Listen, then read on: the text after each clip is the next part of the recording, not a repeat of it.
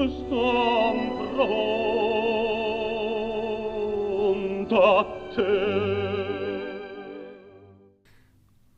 everyone, we are back here at the Academy of Bel Canto. We are talking about the first vowel in our series, which is the A vowel.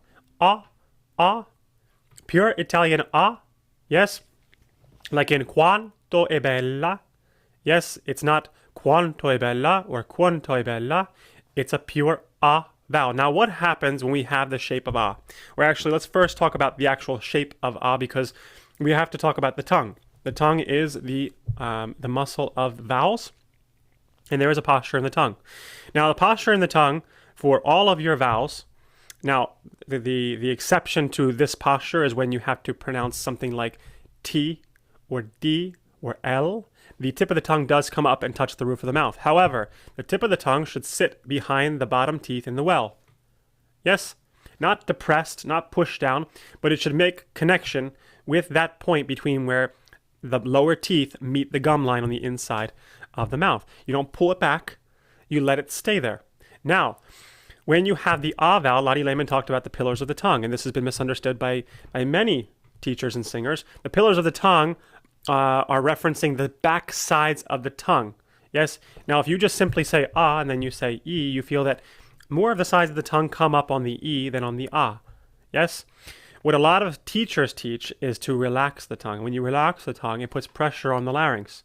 Yes? So you're actually putting weight on the larynx, and you don't get the purity of the A vowel. The A comes from allowing the back sides to still reach towards the molars. And it's something that the singer has to learn to feel in the body, how that posture of the tongue, the tip of the tongue being behind the bottom teeth, and the sides being raised to the molars feels.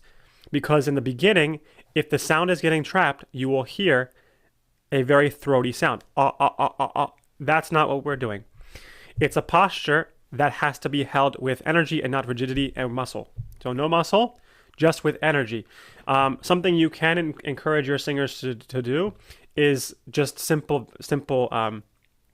tongue stretches, like turning the tongue from side to side, not while singing, but just make sure they have mobility and flexibility in their tongue. There's no tongue, past tongue tie or any type of issues with the flexibility in the tongue, but you can have them go. Yes, to make sure there's flexibility. Then you want them with mouth closed to reach the back sides up to the molars. And you want to have them have the sensation of what that feels like with the back sides reaching up to the molars. And what are we doing when we do this? Well, when you do that, you are lifting the palate to a certain degree, a natural lift. It's not a forced palatal lift of feeling the palate up. You don't have to do that when you have purity of vowels.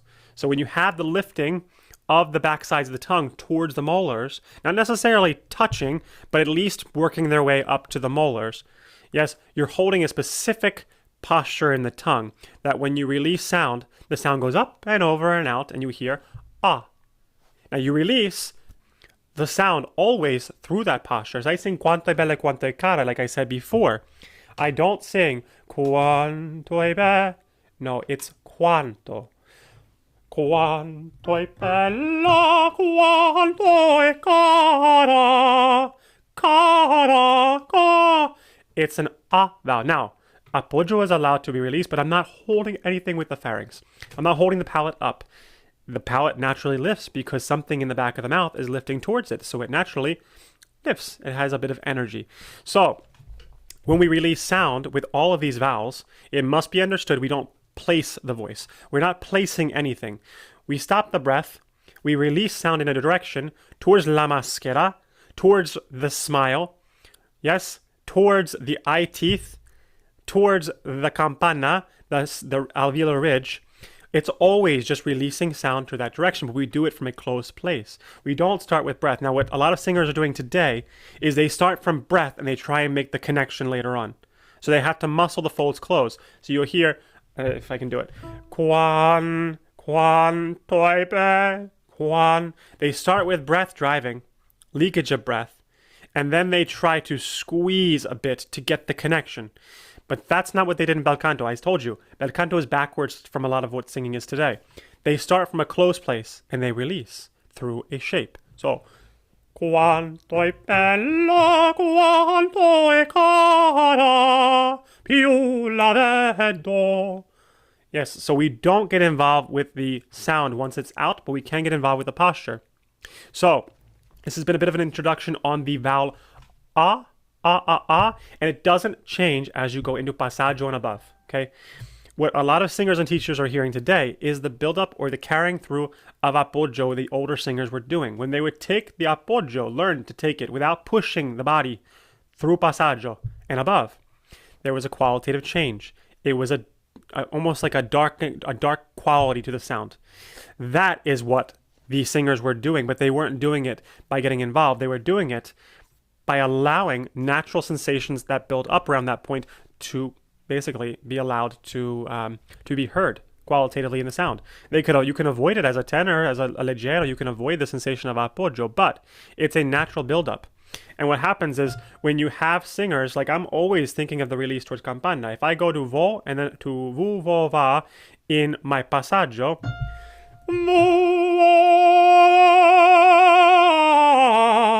my vowel is still ah. I'm still thinking of the pure Italian ah vowel. The shape is still there. But what you hear is as the shape in the mouth changes, even though I'm still releasing to the same place, that same small place, the qualitative change to the sound is almost like something else is getting involved, but it's not. I promise you, I'm doing nothing else except for just releasing through the shape of the vowel. So, just to recap, when we have the ah vowel, the back sides of the tongue are reaching towards the molars. The tip of the tongue is always in the well, at the point between where the gum line meets the teeth. And we should not have bunching up of the tongue.